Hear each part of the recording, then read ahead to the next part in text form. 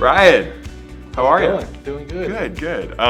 First of all, thanks for doing this. We just want to talk about today is you. I think, one of the things that we always want to share with our friends and family, OneGoal stakeholders, is kind of the story of our students. And OneGoal, as we've talked about 1,000 times, you and us, is a mission that's really motivated around what your aspirations are, but I think is manifested when we see you living your adult life. Correct. So just for introduction purposes, could you share with everybody who you are and how you arrived here today? Well, my name is Bryan Aguilar. I'm 25 years old. I'm a radiation therapist. I work for MD Anderson. I'm currently in the main hospital, but the opportunity can grow out to the outreaches in the Woodlands and West Houston and all around the Houston area. I've been doing this for about 2.5 years now. Total time in the field is about 5 years now because I started during COVID as a student. And I treat cancer patients. I try and, if not, save lives, extend lives, and help lives along the way. So I love what I do. Yeah. And who's this guy? This guy is a guy I met when I was about 14 years old.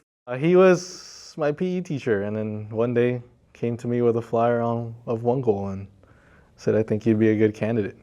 Yeah. Took that paper home, and my dad was ecstatic. So, Brandon, why don't you introduce yourself? I think Bryan did a great job. But Yeah, Brandon LeBlanc. Been with OneGoal in one capacity or another since 2013. Sounds like I met Bryan in 2014. That's so crazy. But maybe it was 2013. Yeah.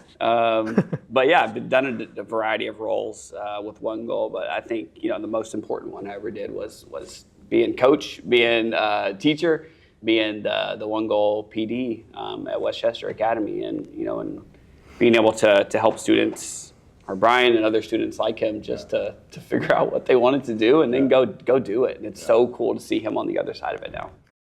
tell us a little bit about what that flyer said about OneGoal and what it was that attracted you to the opportunity to be in the course, and then really how you found yourself in OneGoal in those first few weeks, kind of getting to know the program. I did have a couple friends there, so because we're a small school, so we kind of all knew each other, but so we were just, we were thinking of it, this is like this takes a period of another class, might as well do it so we're not in another class. But and then, it started to really hit later on, now that we're doing college applications, and now we're doing this, and now you're for real trying to figure out where you can be placed and what you want to do and these things. You're obviously super accomplished today working at MD Anderson as a radiation therapist. To me, that doesn't come off as like a career that a sophomore or junior in high school knows they want to be. Was it that way for you, or had you any awareness of wanting to be this when you grew up? I was in high school when I knew I kind of wanted to go. I knew about the field. I went to a career fair. And I don't know if you remember, it was in Spring Woods, and I asked you if you could come with me. We did all kinds of, that was the best thing about being there were so many opportunities that I had as a teacher, and what OneGoal also empowered me to do, so many things that I was learning along the way, but those relationships were the most important thing, right? There's so many things that Bryan and I have done together, as well as me and a bunch of other of my students have done together. It's just breaking down these fears and these barriers of doing things for the first time, and having somebody there who is your cheerleader and who is willing to go and to go to these career fairs or just to learn alongside them. So it's a lot of fun. So I took them there, then I had the flight. That's where I found out about the School of Health Professions of UT, because they were there, and so I had that in the back of my head, to eventually I want to do this. So I went to UHD, and then about 2.5 years in, I was like, I'm never going to use this biology degree that I'm going for. So I transferred over to get my bachelor's in radiation therapy. Bryan, to wrap this up, college hasn't gotten easier to get into since you graduated in 2017.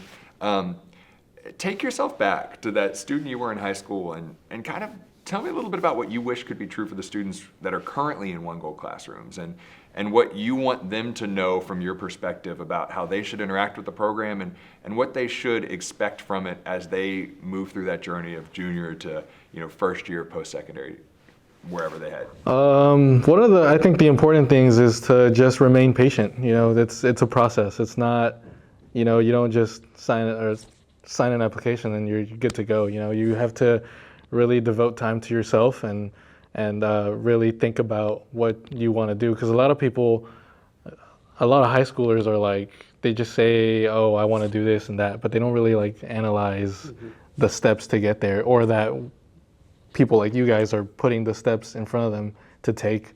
And a lot of the steps get overlooked, and we just got to be patient. It's tough at that age to be patient, but you just got to trust the process and really do it for yourself. You're doing it.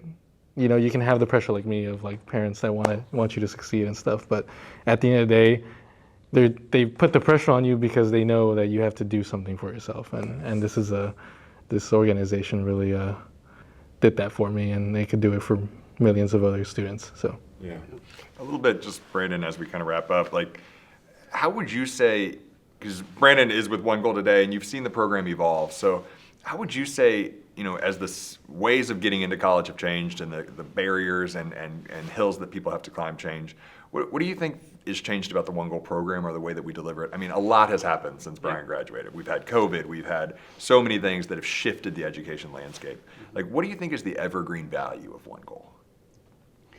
To me, it's still this, that we're giving students more people that they can trust and more people that are knowledgeable.